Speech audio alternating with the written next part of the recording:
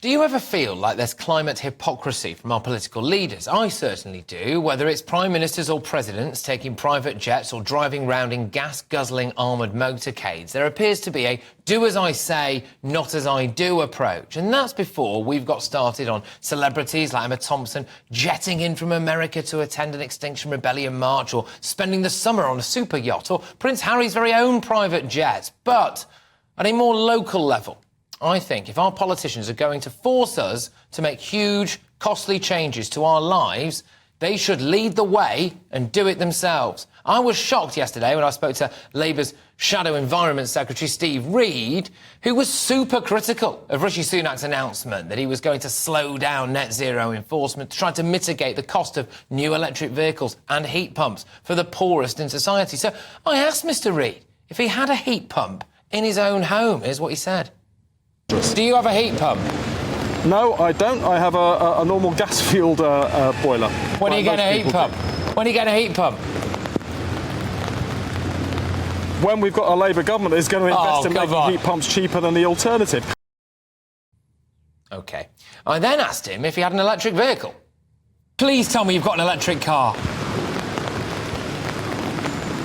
No, I haven't got an electric car, but if I buy a new one after 2030, I will. No, because this is policy that is set by a national government. We have to have the national government put in the infrastructure so that we can move to this. Right. We've got 6 years before 2030, and the government is way behind its own targets.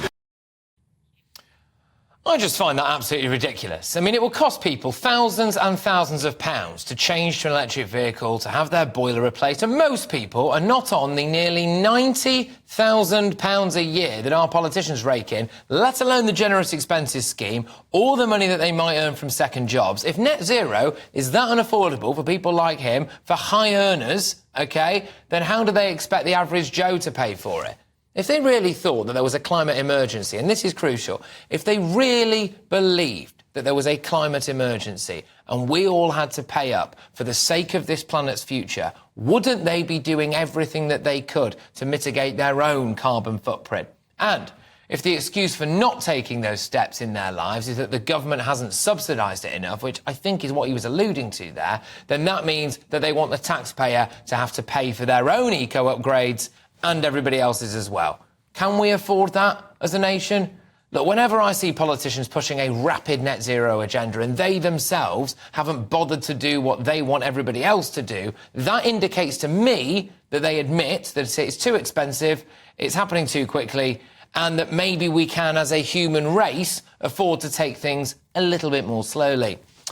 There has been a lot of talk about Britain no longer being world-leading when it comes to fighting climate change. Well, actually, we are largely through the measures that we've already taken, and slowing down a little bit will just mean that we are coming into line with a lot of other comparable nations. But why should Doreen in Doncaster have to go bankrupt so our political elites can stand on a stage with other global elites and pat themselves on the back?